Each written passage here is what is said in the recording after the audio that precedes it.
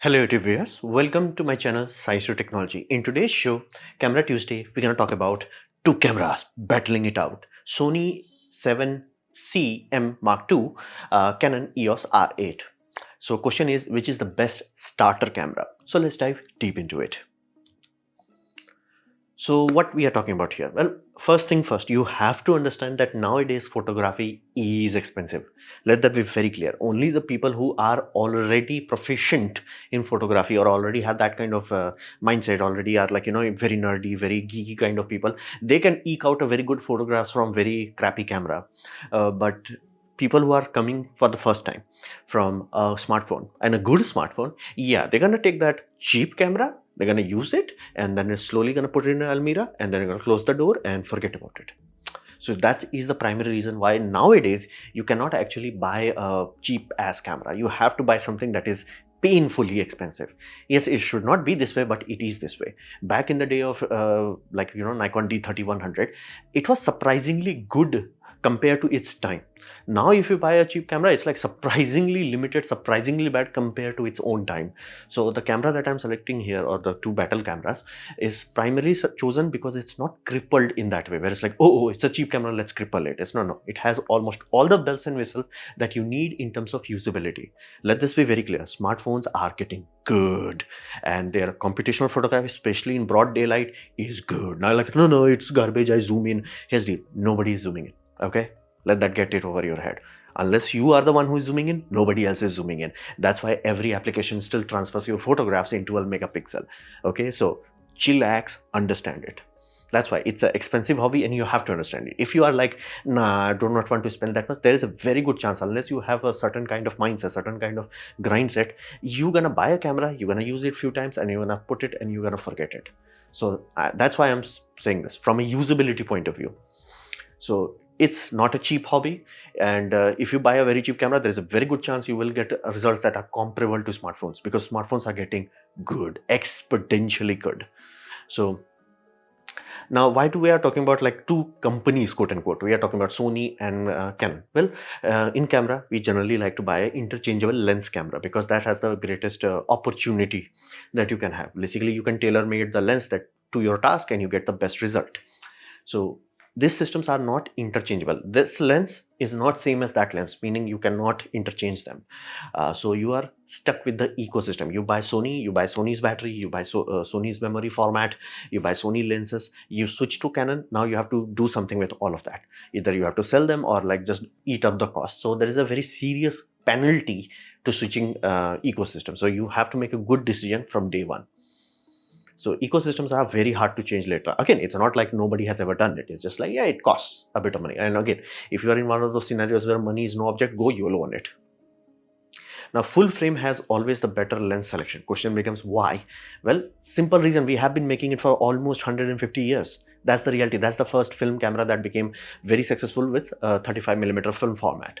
That's how long ago we have been making full frame lenses. So the generational knowledge, the company's catalog, all of them have gone through iteration after iteration, iteration after iteration, iteration after iteration, to reach a point where full frame has the largest catalog, lowest cost to performance ratio, and a basically wealth of selection. And by the time you people bought into, let's say, Micro Four Third, people bought into APS-C, they always realize the same thing. It's like, hey, wait a minute, a quality APS-C lens cost more or less the same, or sometimes even more than a full frame comparable camera lens. And then you'll be like, what was the point? Micro Four Third also has that illusion. It's like, no, it's a lightweight lenses. You look at the lens prices, it's like, ain't that good, not that good. So that's the whole reality. You always get better lens selection and lighter lens also, because many times people always forget, like, you have to multiply the aperture. So f2.8 lens that is for APS-C is not f2.8, it's f4. Buy a f4 lens for full frame. Now you're like, okay, it's the same size and weight. That's why it's very clear. You get the best lens selection in full frame. Why? We have been making for 1 century. Now, what we are doing here in this video is comparing what companies are offering. If like you go to their shop, it's like, hey, what are the best option for starter? So let's look into it. Companies offering. So you go to Canon site. Canon will give you the best option, that is EOS R8 at this point in time in Canon's catalog. This is a 24 megapixel camera. So if you're coming from internet world, it's twice of 12 megapixel. It's more than big enough where you can do printouts and all that jazz. You do not have to worry about it. Let them be very clear. 24 megapixel, you do not have to worry about it. You have good lens on it. You do not worry about it. 4K 60 FPS without crop. Now that's a big deal. There are very few cameras, again in this sort of cost range, where you can get full frame readout without cropping in 60 FPS. Because basically the technology that is inside of it is from 1980s. Basically they never crossed a VCR era. That's why this is a big deal in 2024. So 4K 60 no crop, that is the biggest selling point of this puppy, and it was launched in April 2023.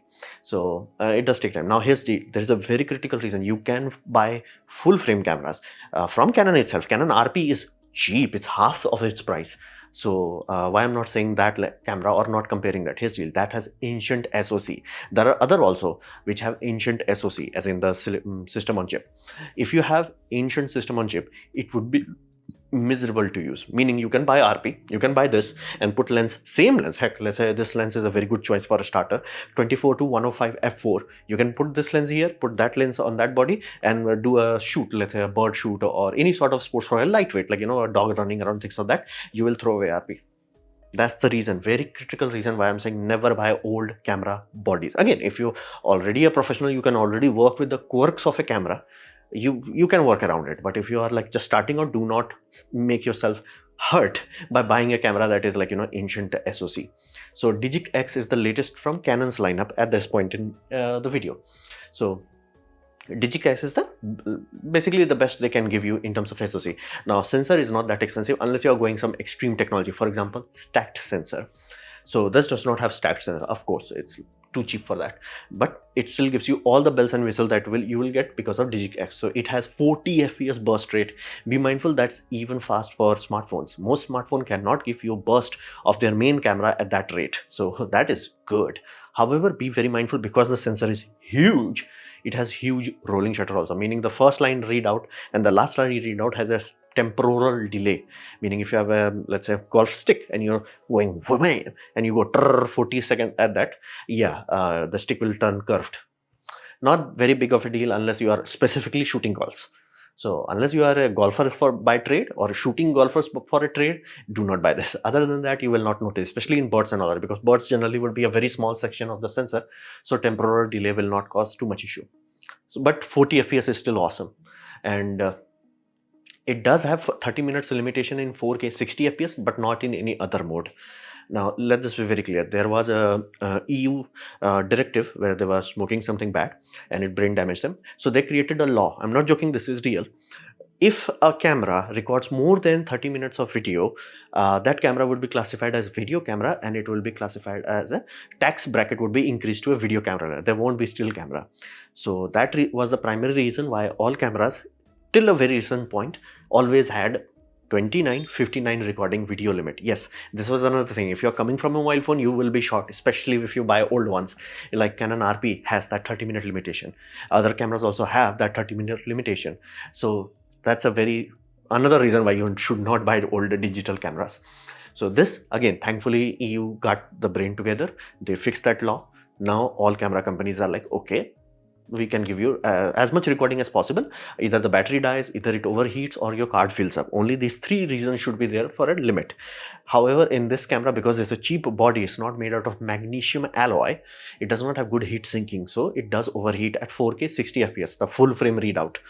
Consequence of that is that they have for protection reason, they have put a timer limit, meaning even if you put it in a freezer where it's cold, it will still limit out after 30 minutes.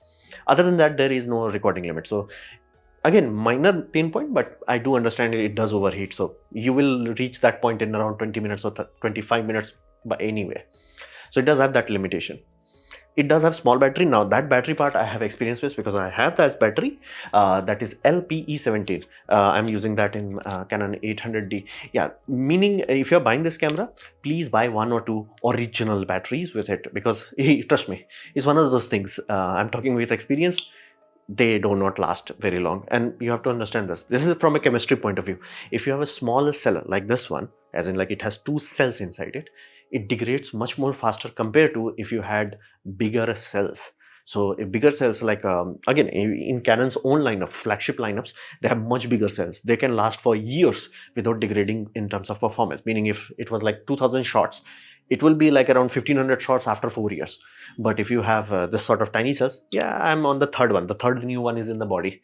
So trust me, this will hurt you. And I'm talking from experience, this will hurt you. You have to buy two of them. And trust, battery is one of those things that it's generally worth it to just buy the brand new one, as in like original. Do not try your luck with third party. So it does have small battery. Would you have any issue? Again, as a starter, no. But if you do a lot of video recording, you will find it annoying. That is like, hey, battery runs out. You have to disable all the Wi-Fi settings. Basically, put it in airplane mode to get yourself a bit more extra juice. But be mindful, the battery is physically small. Heck, they do not use this battery on anything flagship. So again, even Canon knows it, but for some reason in their full frame they introduced this. I have no idea why, but it is what it is. Barring that, it's a really good camera, and in India the price is really good. Like for this sort of price, nothing even comes close. Like not even Sony's offering is almost twice as high as this. So this is really good. But then what's the problem? Why I'm not just saying buy this and forget about everything else? Problem is it's locked in lens ecosystem. So Canon used to have EF lens mount. Now that mount was open, meaning other companies can make lens and sell it legally. But for this one, they have locked it, meaning when they change the lens mount to RF mount, they locked it, meaning any other company, let's say Tamron, Sigma, and these companies, if they try to make the lens, Canon will sue them. So for that reason, only these lenses are available. Now, what about choice here? Again, choice itself is not an issue, but problem is if they make a crappy lens, let's say 70 to 200, where they made a telescopic lens, the optical quality is actually not that great. You have no other option. Now you're like, what if I put a EF to RF adapter? Will it work? Absolutely. It's just clumsy, and performance will degrade, because again, it's one of those things, native things always work much better. So this attitude from Canon's point of view does limit you a bit, where you have to be very okay and very comfortable with the prices of these lenses. And if the lens does not match your expectation, you do not have option. So that's why it's not something where I can just close my eyes and say buy this and be happy. It does not also have IBIS, which meaning especially in prime lenses, a lot of prime lenses do not have image stabilization. So you do want IBIS there. That will also be a limitation. So lens locked ecosystem is the biggest pain point, especially if you actually start to get into photography, you enjoy photography, you want to grow.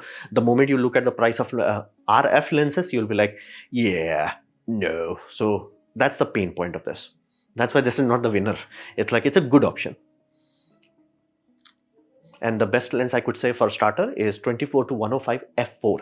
Now be very critical, that f4 is constant, meaning you will not get a shock where you're like, when you zoom in and it randomly becomes darker. Because again, as a photographer, I do understand that fact that the aperture is shrinking, light you are getting on your sensor is going down, so it will be crappier. And if the camera auto adjusts it, ISO will go up and you will have a crappier image.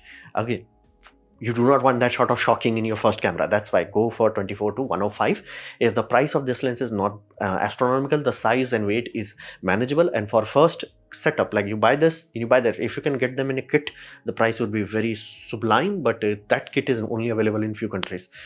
So try to get both of them in as a package deal. That's awesome. If not, again, you can buy them separately. The cost will be a bit high, but you will be very happy. This will be one lens as a starting. You will be like, okay, this is good. If you buy very cheap out crappy lenses which are like, you know, changing aperture, yeah, there is a very good chance it will become a paperweight very soon, and it won't even have the background blur that people were seeking. This has that background blur, f4. Now you're like, f4, does it have? Yeah, f4 in a full frame is awesome. So EOS R8 with that lens, good option, very good healthy camera horsepower, and you're gonna buy this and you can expand as much as you want in the EF lens. The body will not be holding you back, and you will get the best performance available. So let's look into Sony's offering. Sony's a7C Mark II. Now this is a 33 megapixel, so a bit of a jump up, like around 30% jump up in resolution. Do not expect 30% better readability in image. For that you have to buy very expensive lenses that have median transfer function. That's why lens is the primary part. Do not cheap out on lens. You get a cheap lens, put the best flagship body, output will be garbage. So 33 megapixel full frame, it is a good system, meaning if you in future actually start to get into a lens scenario where you have like GG lenses, then you can put them into it and it will render out the details. It can do 4K 60, so that's not an issue. However, it will do a crop, meaning the sensor, only a smaller part of it would be read out, exactly like a APS-C.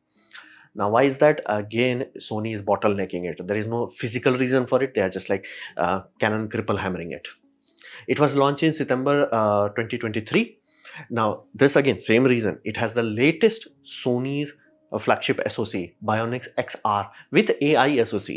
And that's how I know that they are artificially limiting it, because that same SoC can actually read a 50 megapixel sensor and still give a full 4K 60 output, full frame sensor.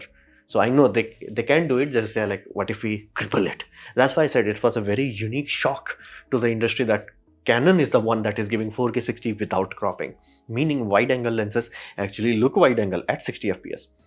Now, this does have a bit more oomph in video department, specifically 4K 30 fps USB webcam. You can do the webcam thing with Canon also, and let this be very clear. Anybody could even have a 4K webcam, very high-end 4K webcam. It will look cheap compared to even HD output of a proper full frame DSLR. If it has a good lens, or heck, if that's all you want to do a streaming setup, put a like prime lens that is like very wide in aperture, people will like, damn. Like you can literally flex on executive class people who do not know this sort of setup. They're like, damn, this video looks good. Trust me, people have, that's the reason why companies are giving it the now. Now this can go even harder flex. It can go 4K 30 fps. Which video calling app actually supports it, I do not know, but you will be ready. It can do 4K 30 fps USB output, and it can do full HD 60 fps output on USB also, meaning you do not need to worry about HDMI capture cards and all that. So really good in video department. It does have much slower burst, 10 fps burst, so do not expect it to compare in terms of speed to that one, but again, both of them have similar kind of rolling shutter. So 40, depending on your task, you may not enjoy it as much, but again, for starter people, I will always go with that 40 compared to this 10. They are limiting it again. It could easily have electronic shutter that is much faster, but they are limiting it. However, one good thing they did, they have big ass battery, Z100. Now, Sony has learned their lesson very early on, which Canon and Nikon, both of them have refused to learn, is that do not make 10,000 battery models. Just make one big battery.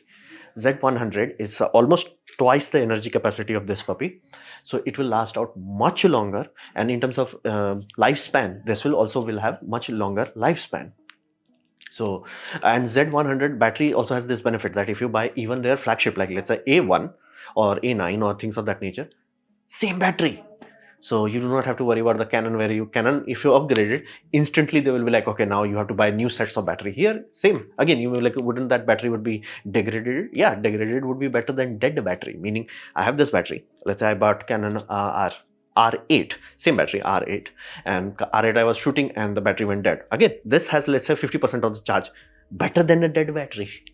So fundamentally, that's a really good innovation from Sony's point of view. All of their cameras, majority of them use this battery. Only the cheap APS-C lineups do not. So it's a really good investment in battery department. Opens lens ecosystem. So it's ludicrously high price in Indian market. Let that be very clear. If you have any friend abroad, ask them to buy it. It would be cheaper. And again, many select places also sells gadgets like cameras and all that with international warranty. So you can legally buy it from somewhere else and get it repaired in India if you need to. So it has open lens ecosystem, meaning when Sony was coming into the market, that time Canon and Nikon both were almost a century old. So how did Sony became such a big deal in that ecosystem where they were brand new? They opened the lens mount. They're like, hey, Sigma, make lenses. Hey, Tamron, make lenses. Sony themselves kept making lenses. So that allowed a very early on, they started to really make good lenses. And because there was offerings, companies were like, hey, people are buying it. Like, I'm so old that Sony was so new at that time that everybody was like, buy Sony's body, put Canon lenses. That time converters were all the rage. It was like, hey, EF lens to E mount adapters with electrical contacts and all that. Yeah, do that, man. It's awesome. Sony bodies were actually better, but their lenses were bad. But again, thankfully, because again, they did it brick by brick, day by day, and now Mark II variants of all their G Master lenses are good. Like, good. And again, if you have money, go G Master Mark II. good. You don't have money, you go with basically Tamron. You have some money, you go with Sigma, and all the results are like damn good. That's where you will save your money. Yes, it's 2 lakh rupees. It's like damn high, 200,000 rupees. It should not be this high. It should be the same price as AC1. It's a replacement of it, but AC1 is still in the sales in market, so they have not reduced its price. They just introduced it at a weird position. That's why this is also not a winner. If it was the same price as R1, basically R8, flat out buy this. For majority of people, because I know the first thing you want to upgrade is lens, all the pain points it has, which only one actual pain point is 4K 60 is cropped. But other than that, in most scenarios, this will beat that one. And yeah, but burst rate is a bit limited, but rolling shutter, if you are really doing burst rate and you're really like in those scenarios, you know what you're doing. So you would have never looked into it. So third-party lenses, basically the moment you buy third-party lenses, you will save a lot of money, and it does have IBIS, meaning you can even use old lenses which only has autofocus, does not even have image stabilization. Or heck, people have used old lenses that are manual focus, and again, for artistic reason, you may want to use that. You can use that. So it's also a very good option from Sony's. It has latest and greatest, as in touchscreen. Yeah, that's the latest and greatest in camera industry. That's why I keep saying they are stuck in 1980s. So, and it does do 600 megabits per second video. That means not only is giving you, whenever you see a video, especially in mobile phones, what camera is capturing is 30 fps. Okay, cool. Does not mean it's saving all that 30 frames. What it does, it takes 1, takes 2, takes 3, takes 4. So you have 4. So frame number 1 saved, frame number 4 saved, frame number 2 and 3 would be converted into a mathematical prediction. It's not actually a frame there. Compression, basically it allows your file size to be tiny, but it's really bad in terms of, again, you are converting real world into mathematical prediction. It won't be that great. So for video editing work, like any professional work, people always want all frame to be saved, even if all frame itself, like the frame itself is not full resolution, compressed or not raw file, no issue. You will always get better result, better color, everything would be better if you have all frame recording. Consequence, it does require a lot of oomph for computer to actually save all that file. Read speeds would read and write speed would have to be much higher, and basically the file size will become bonkersly huge. It does support that, meaning you can go all in. If you really want to learn color grading and all that, this camera will be like, I got you, man, I got you. Especially if you want to do some serious color work with high motion effects, yeah, this would be like, I understand why people actually spend for this. And be mindful, this is chump change. You're going to cinema, that's like Gbps. So 600 Mbps, now be mindful, this is small b. Divide by 8, that will be the card speed. So you need around 72, meaning you need V90 cards. So A7C Mark II, it's an expensive body, but cheaper lens ecosystem, and it does have some benefits. For example, it has better IBIS compared to R8's no IBIS, it's better IBIS. Bigger battery, that's a genuine advantage. USB webcam, again, that's not a wow function, but like, again, if you ever needed it, you'll be like, I'm so happy I have it. So a burst would be much slower. That is one penalty that you are paying. And 4K 60, that is like, not cropped. That's another penalty you are paying. Other than that, almost everything else, like little bit of slower burst, you can live with it. So this is A7C. These are two options from both of the major companies right now. And the reason why I'm focusing on only these two companies have autofocus that is shut up, take money. Meaning, what should you choose? Well, that's the whole point. Both are great cameras at this point in time in this ecosystem, and both of them have trustworthy autofocus. One of my friend actually bought a Fujifilm camera. It was a good Fujifilm camera, stills photography awesome. He did video and then he's like, what the hell, why it's missing focus? That's not the whole point. Sony's had very long time to develop video autofocus. How? They built handycams, they built TV cameras, they built the first cinema digital camera, like Star Wars digital camera, that was from Sony. So Sony has serious experience in video from like very long time, and they had 8-year head start compared to all other companies. Canon took a gamble on a new technology known as dual pixel autofocus. That paid off. So Canon also can do on-sensor video focus very reliably, meaning focus is like shut up, take money. That's how good focus of all these two options are. That's why another thing is you need modern SoC. Even though technology is there, if SoC is lacking, even with dual pixel autofocus, it won't. Even with phase shift, it won't. It just won't be able to do it. So you need modern SoC to really flex that muscle. Both of them have it. That's why I have selected these two cameras. So most people who are starting out as a hobby, you do not know how much in depth you want to go. I would say buy Canon with that good lens, 24 to 105 f4, and you will be happy. You will be sorted. It would be a good camera, compact camera, and the results would be like, whoa. People will go like, whoa. What are these photos? Especially in low light. Low light is like broad daylight. A smartphone can almost touch a camera, but in low light is like low light in a full frame at f4. Yeah, mobile phone won't even exist. Like no. So you can learn and grow quite well, and given the lower cost in Indian market, that's awesome. However, if for people who know for a fact that they're gonna buy lenses, they know like, hey, I know I need to buy, let's say 70 to 200, which is a holy trinity lens. You know, like you're gonna need it. That's a really awesome lens for portraiture. You're like, hey, I need it, man. Or you may have some other requirement where it's like, I want some macro lenses or some sort of, I do astrophotography. I need ultra wide, high aperture lenses. Again, if you are that individual, I would say bear the bullet of Sony, because even if it's a more expensive body, you will save a lot of money the moment you have to buy lenses.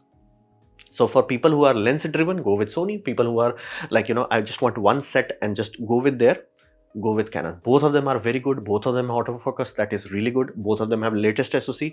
Without that artificial weird limitation, you will not hate it. However, be very mindful. Both of them, they require V90 cards. Do not ask the price of these. These are expensive. So V30 is a very cheap. Do not even focus on that. V60, you can put V60 cards in your camera. Camera will do a handshake with the card and it will unlock video functions. However, not all functions, all frame rates, all settings will be available. So you may be like, hey, I put a V60 card and Sony is not giving me that 600 Mbps setting. Yeah, because camera will do a handshake with the memory card. Memory card is like, bro, this is my upper limit, verified limit. Camera will disable it. You won't even know it, why it's not there. That's why you have to buy V90 cards, both of them. And V90 also will help you in buffer clearing, meaning especially for Canon, because Canon go drrr, because it's a cheap camera, the buffer depth is very low. So it's only 1 second. So 1 second. Drrr. Now, if you have a slow card, it's like, that's how quickly your RAM is dumping. If you have V90, drrr, done. You will be getting back into action very quickly. So you do need high V90 cards.